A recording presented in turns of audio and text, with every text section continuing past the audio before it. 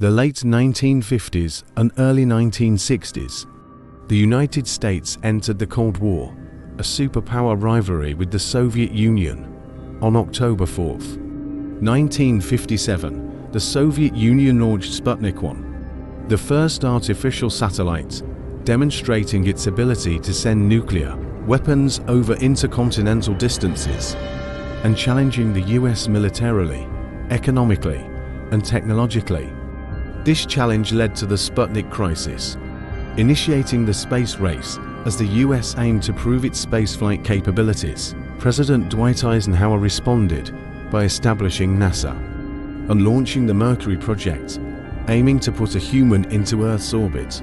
However, on April 12, 1961, Soviet cosmonaut Yuri Gagarin became the first person to orbit the Earth aboard Vostok 1.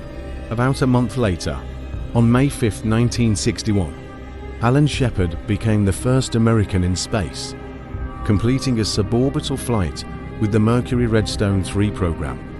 Facing the Soviet Union's superior launch capabilities, President Kennedy sought to level the playing field. On September 12, 1962, he delivered a famous speech at Rice University, declaring the US commitment to reaching the moon within the decade, not because it's easy but because it's harder challenge to organize and measure the best of human energies and skills. Kennedy proposed joint lunar exploration with the Soviet Union, but this idea was not accepted. After Kennedy's death, the notion of a collaborative lunar mission was abandoned. On July 16, 1969, Apollo 11, launched from Kennedy Space Center, became NASA's fifth crewed mission in the Apollo program.